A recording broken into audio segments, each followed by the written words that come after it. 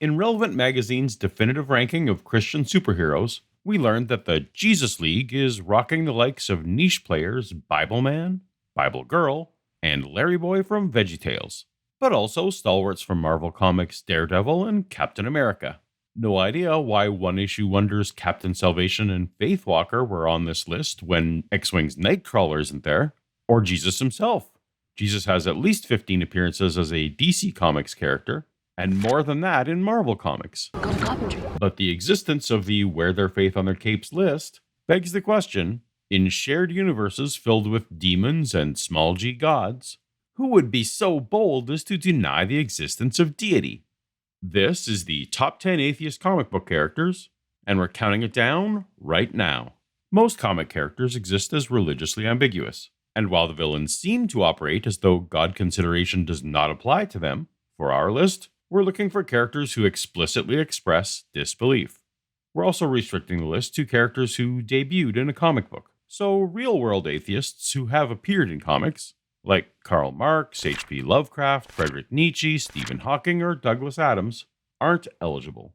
But that does bring us to our first honorable mention. Atomic Robo is the creation of naturalist-leaning Nikolai Tesla, and spent the 20th century on science-themed adventures alongside the likes of non-theist Carl Sagan. Co-creator Brian Clevenger recently affirmed to me that Robo himself would be an atheist. But as the character has not expressed this on the page, and his mechanical nature might confuse some definitions, I'll just say that Eisner-nominated Atomic Robo is the best science-themed, skeptic-minded comic that you've probably never heard of. My second favorite holder of the Mantle of Robin is another honorable mention. Tim Drake became a hero not out of misfortune nor genetics, but out of sheer intellect and a heart to serve. Now operating under the alias Red Robin, his personal losses brought him face to face with the problem of evil. In Red Robin number 22, he revealed, "When the world was in crisis, I prayed. I heard only silence, so I confessed my sins and realized I had none." In Action Comics number 894, Superman nemesis Lex Luthor tells Death herself that, "I've always been an atheist. Believers always seem to me to be declining their responsibilities."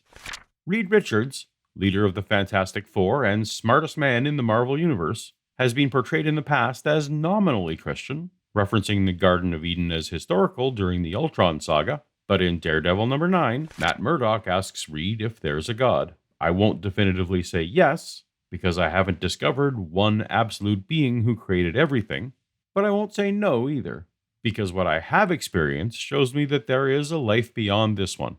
But in Fantastic Four number 5 AU, Reed's goodbye message to his children is, "There is no God, there is no heaven, there is no hell." Tough to pin him down. The last honorable mention goes to Lilli Murko, protagonist in Red 5 Comics' Neozoic and Neozoic Trader's Gambit, the series I wrote that kicked off my own deconversion. This dinosaur slayer by day is the daughter of her town's high priest and actively rejects religion in all forms. My original plan for Lilli was to have her eventually return to the gods, but as it stands, she's a pretty great skeptic, and she will now forever remain that way. For some reason, the series is crazy expensive on Amazon, but you can still get cover price copies directly from the publisher, linked in the description. Now, on to the list. Coming in at number 10 is Walking Dead's creepy man with a mullet, Eugene Porter. Amidst all the religious imagery of the series, Eugene's pragmatic intellectual approach to everything carries over to theistic appeals. Believing that God is inside of you, guiding you, and knowing that he has a plan for all of us. Is that so hard? It's absurd. Eugene is somewhat unique in this list in that the character is non-heroic. Not villainous like Kevin Sorbo in God's Not Dead, but self-preserving in ways that make sense. He's neither cartoonly evil nor implausibly good. When we meet him, he's alive only because he's been lying to people about his identity. At the same time, he exhibits empathy and grows to a leader. At least in the comics. I stopped watching the show a while ago. At number 9 is D from Rat Queens by Image Comics. Writer Curtis Weeb pitched this Eisner-nominated GLAAD Media Award-winning series as Lord of the Rings meets Bridesmaids. Among the D&D campaign-inspired party, was Dee, an atheist cleric. She was once a high priestess of the flying squid god in Rygoth, but lost her faith and left the village. The first volume in particular features Dee having post-deconstruction deconversion conversations of confusion, conflict, and loss with parents, family, and a spouse who are still in the faith. These remain unique and rare in high-profile comics, and I more than suspect that they were inspired by Weeb's departure from his own faith tradition. The series was hampered with real-world controversy as it went on, but the work itself holds up strong, and is worth a look in my opinion.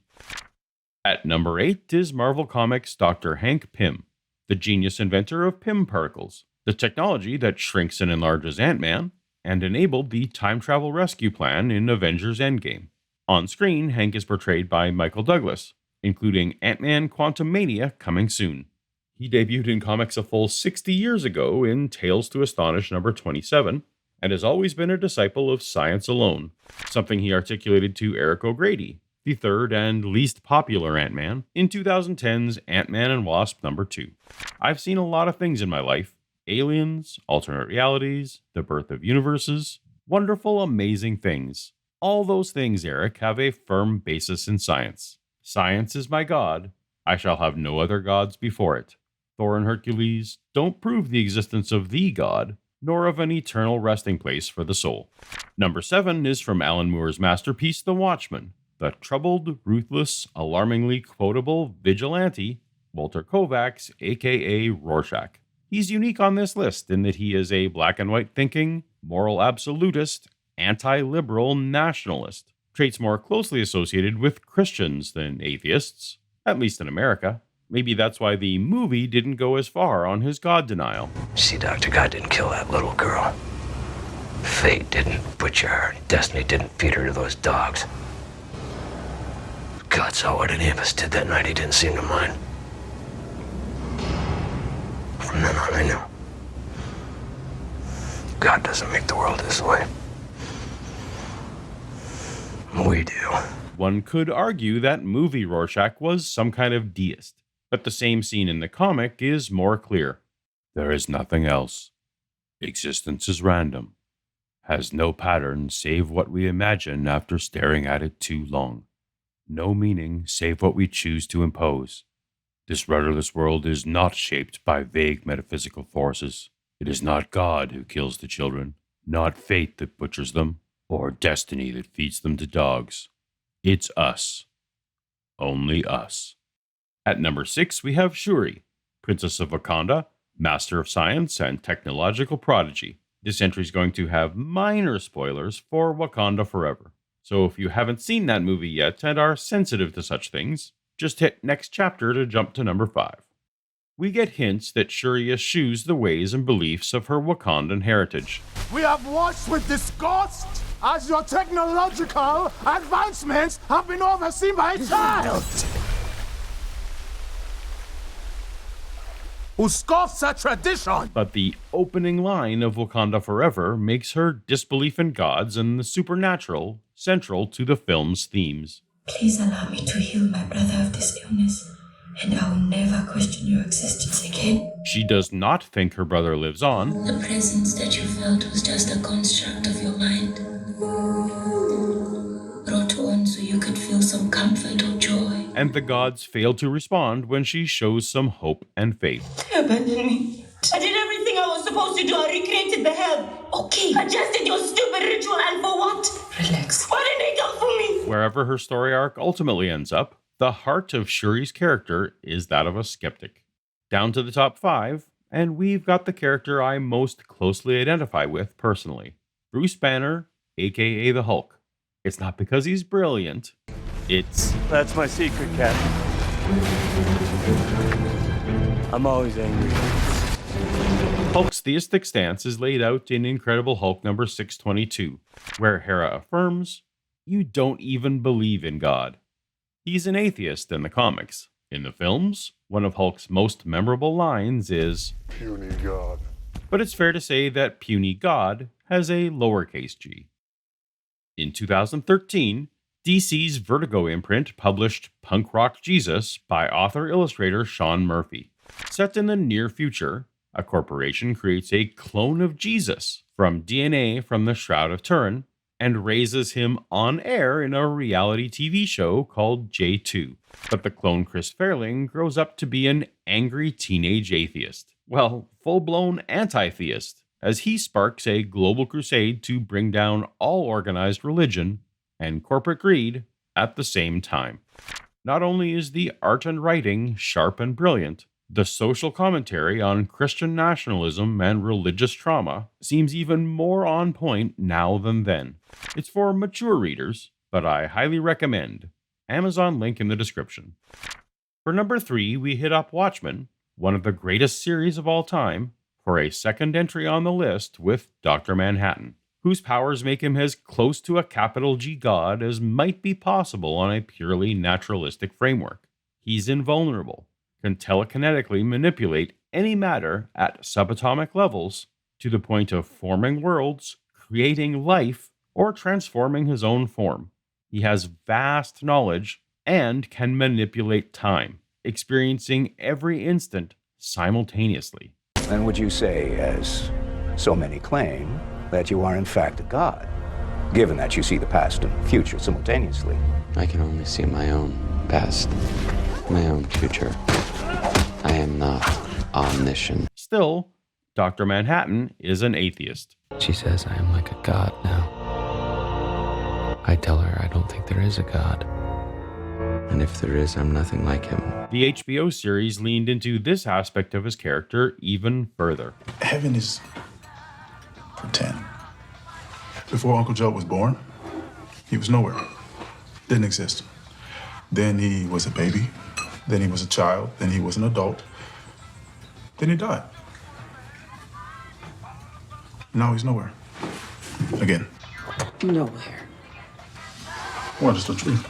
Christians may be prematurely claiming Captain America, but atheists definitely have the other half of the Marvel Universe Civil War, Tony Stark, Iron Man himself. I am Iron Man. He lays out his position clear as day in Iron Man #1. And God? Oh, me and gods. I mean, I've met a few, and I still don't believe in them. We're almost at the end, and maybe you've seen a pattern here. Nearly all the characters we've spoken of today are written as having world-class intelligence. In fact, if you look at the characters most often identified as the most intelligent characters in the Marvel Universe, nearly all are explicitly atheists. Depending on your perspective, you might feel affirmed that atheism is seen as a character trait closely associated with high intelligence.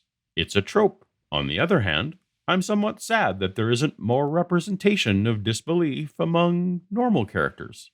It's not a hyper-rare thing to be.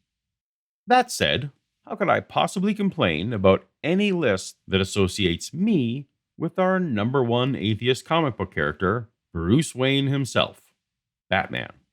From 2018's Batman #53. Do you believe in God, Bruce? Yes, that's just it. I used to. My father was a Christian. He held hallow the immortal soul, heaven, the Father, and the Son, giving your will to your God, trusting him with that will. He wanted me to believe too, but he wanted me to come to it on my own.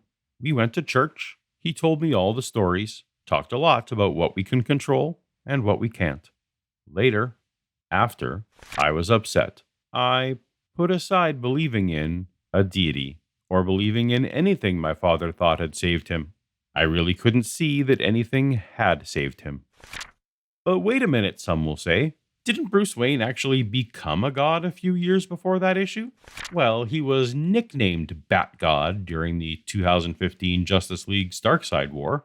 Bruce sat upon the Morbius chair to become basically omniscient. All the knowledge of the multiverse was available to him. But again, this made Batman a small g god, like Thor and Darkseid and others in the comics.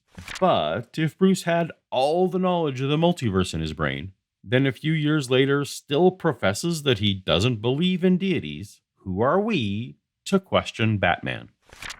Okay, and that's the list. Personally, I'll put these top 10 comic atheists up against the Christian heroes list any day. But what do you think? Did I order these wrong?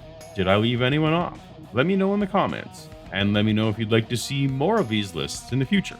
Be sure to subscribe to be notified when that happens. There's another great Paulogia video on screen now for you to tap on, and I'll see you over there. Later.